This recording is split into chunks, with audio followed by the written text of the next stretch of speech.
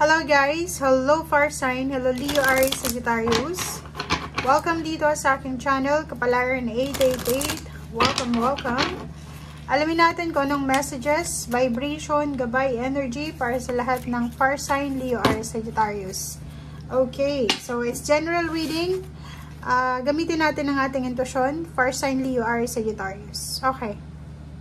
Wow! Okay.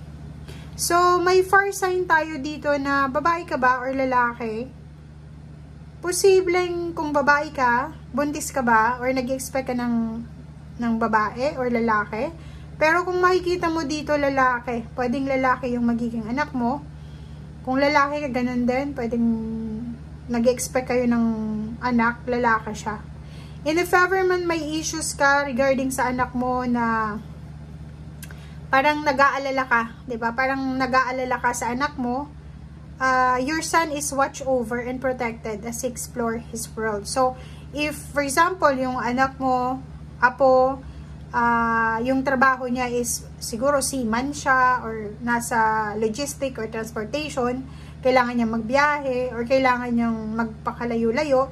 Dito sa barahang to, sinasabi, wag kang masyadong mag-alala sa anak mong lalaki or sa batang lalaki na to kasi your son is watched over. So, siya ay protected ng ating Panginoon as he explore the world. Wow, ang galing. Next is, eto naman, sinasabi sa inyo, Fire Sign, Leo, Aries, Sagittarius, na if ever may mga gusto kang mangyari sa buhay mo, manifest it. Okay, affirm and manifest. Hingin mo na lahat sa universe kung ano yung gusto mo, okay? Ganun naman talaga eh, hanggat hindi tayo humihingi, walang magbibigay sa atin, okay? Kahit nasa universe, kahit yung mga spiritual helpers mo, alam nila yung mga needs mo, pero hanggat hindi ka humihingin, hindi ka nag-a-affirm, hindi ka nag-invoke sa angels, hindi ka nagpe-pray, walang darating, okay? Kasi hindi naman nila huhulaan yun, baka hindi mo magustuhan kung ano yung ibibigay nila. Okay, next card is new home. Wow! So, comment down below yung mga Fire Sign, Leo, Aries, Sagittarius na posibleng lilipat kayo ng bahay or posibleng kayo ay magbabago ng direksyon. Ang nakikita natin dito pwedeng yung kung ikaw ay nagtatrabaho sa isang company, pwedeng ilipat ka ng location or pwedeng ilipat ka ng ibang lugar. So, lilipat ka din ng bahay na titirahan mo. Okay?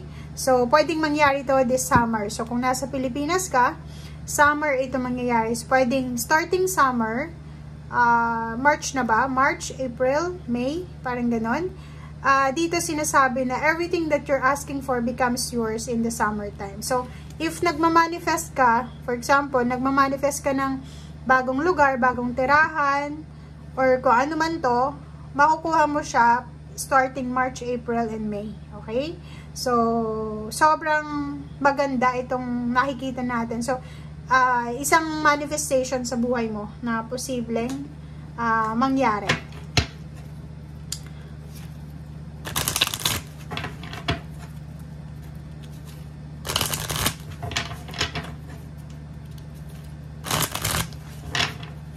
Pwedeng lilipat ka ng bahay sa summer. Kung nasaan ka man ngayon, depende yan sa kung nasaan ka. Kung nasa Pilipinas ka, sa Pilipinas na summer. Kung nasa ibang bansa ka, sa ibang bansang summer.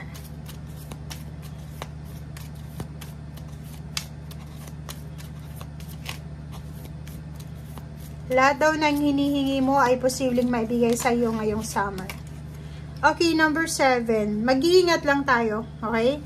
Mag-iingat ka, Fire Sign, Leo, Aries, Sagittarius, kasi posibleng marami kang mga kakilala ngayon, or kahit kakilala, kausap.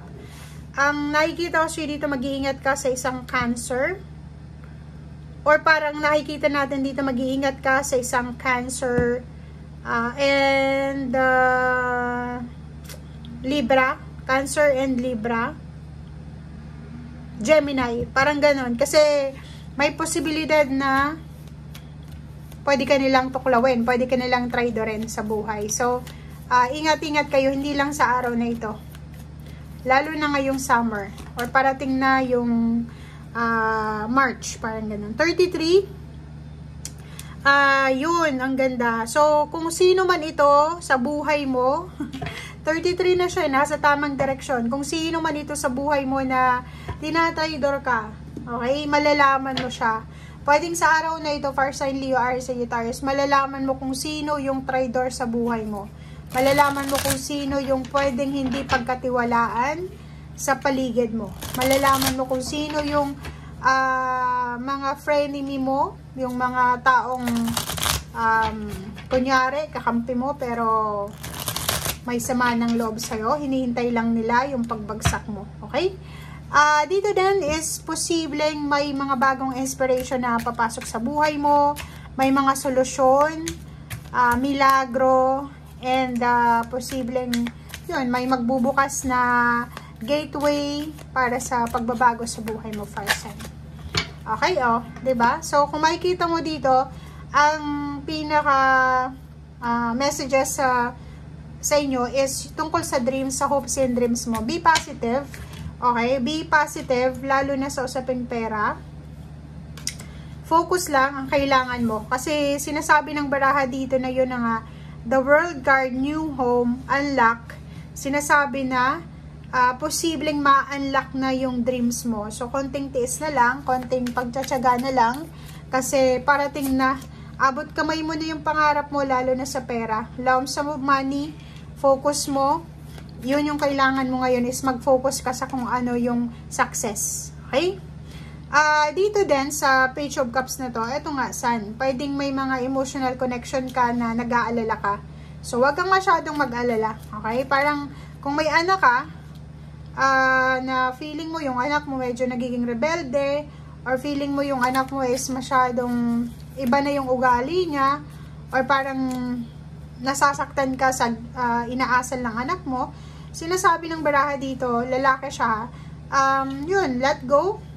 Kasi the more na parang i-attach mo siya, i-restrict mo siya, the more na yun nga, yung ibong lumilipad, diba?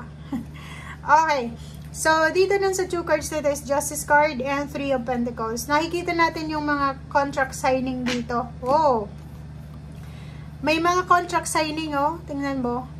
Kung makikita mo to, contract signing, pwedeng new contract siya, dokumento, training, seminar, or kung ano man to na collaboration. So, may mga collaboration ka na posibleng simulan or gawin. Okay?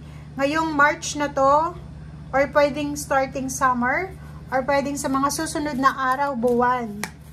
Okay? So, comment down below if nag-expect ka ng tag dito ng contract. Okay? Or lilipat ka ng bahay. Pwedeng magsasign ka ng contract sa bago mong bahay. So, 5 of Swords na reverse. Nakikita natin dito na tama to, na huwag mong isuko kung ano yung gusto mong mangyari sa buhay mo. Fight ng fight lang.